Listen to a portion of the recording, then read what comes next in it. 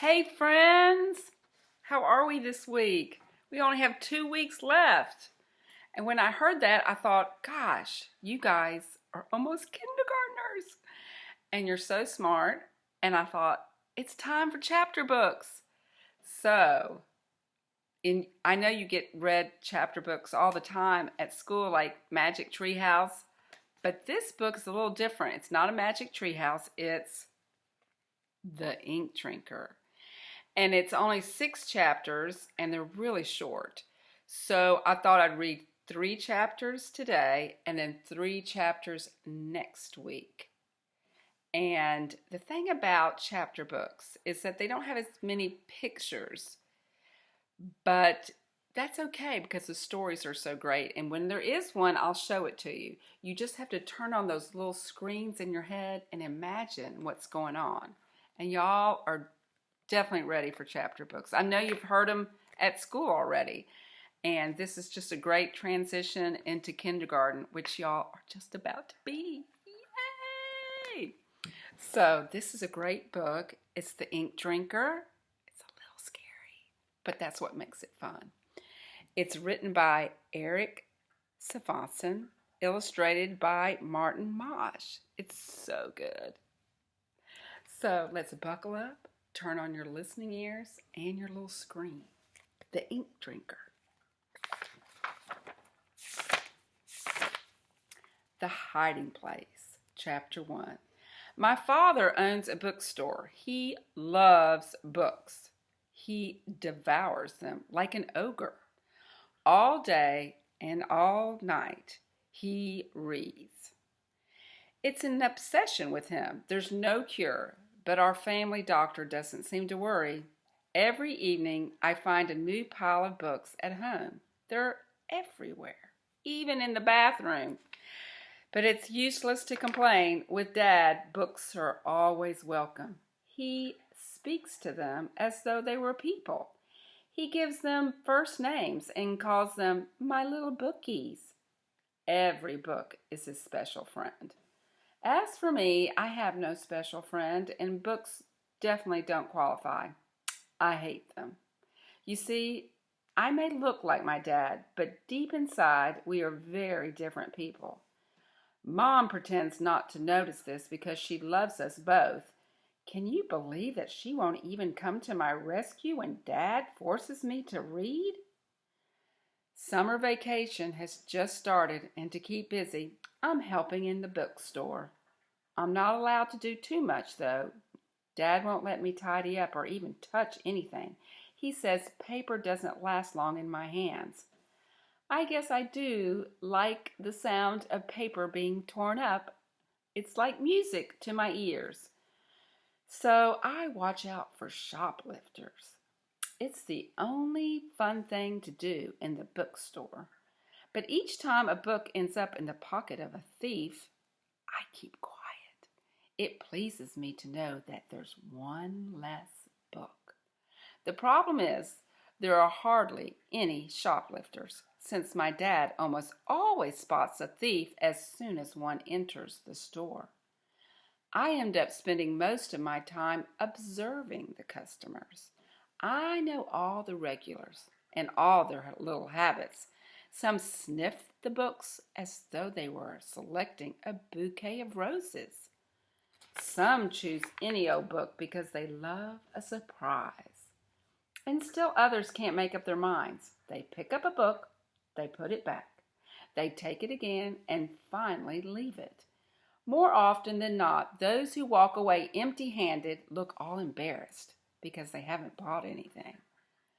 I have a hiding spot in the back of the store. A tiny window carved in a wall of books. No one can see me. I am a spy. I write down the tiniest details of my observations in a notebook. Who knows? It might be the starting point for my very own book. But I doubt it because my grammar isn't my strong point.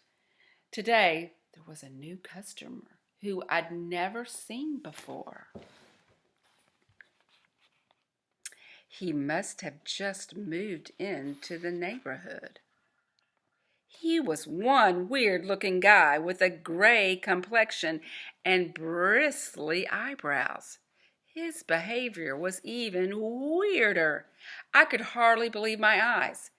It looked as if he was floating off the ground like a ghost.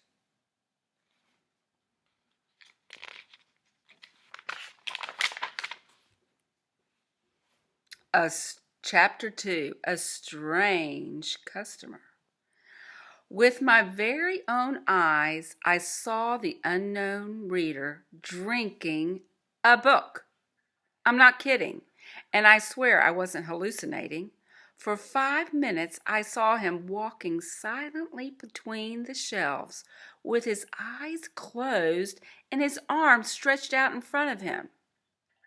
It was as though he was listening to the sound of the books. All of a sudden, he seized one. Then things got even crazier.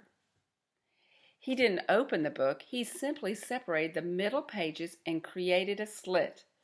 Through the slit, he inserted a straw, which he took out of his pocket, and he started sucking on it. A look of absolute pleasure spread over his face, as if the book contained an ice cream soda. To be sure, it was a super hot day, definitely not weather for book shopping. I gasped in surprise. The strange customer obviously heard me because he quickly reshelved the book, put the straw back in his pocket, and headed straight for the door. As soon as he was gone, I jumped out of my hiding spot and went to examine the book in which he had inserted the straw. It was easy enough to find because the book was thin and had a rubber-like texture. As I pulled it off the shelf, I was struck by its incredible lightness. If there had been a gust of wind, the book would have been blown away. But that wasn't all. When I opened the book, I almost fainted. It was blank. There wasn't a single word left on the pages. The weird reader had drank the ink of the book down to nearly the very last letter. Chapter 3, The Chase. I was so excited that I didn't have time to be afraid. I had to take action, and fast. I was convinced the strange customer would never come back to the store, since he had heard me gasp and knew that someone had caught him drinking ink. I had 2 choices. Either I could tell my dad everything I'd just seen, or I could figure this whole thing out all on my own, like a real detective. I knew my father would never believe me anyway. He might even accuse me of erasing the letters one by one. After all, he knows I'm allergic to reading. So I decided to follow the tracks of this odd reader. "Where are you off to?" Dad asked as I dashed towards the door. "Oh, just out," I called back. In the street, the glare and heat of the sun hit me full blast, and I was afraid I had taken too much time making up my mind. The ink drinker had vanished. I started to run, weaving in and out among the pedestrians, and raced up the block. Nothing. But giving up was out of the question. This was clearly a once-in-a-lifetime adventure. I persisted in my chase and finally caught sight of my customer. Instantly, I recognized his peculiar looks and unmistakable walk. He was moving quickly, but his legs were motionless. Everyone in the street steered clear of him. I stopped behind a tree to catch my breath and then followed in his tracks. And that's how I ended up in front of a cemetery. In the cemetery. That's chapter 4. We'll start there next week. Find out what happens with the ink drinker.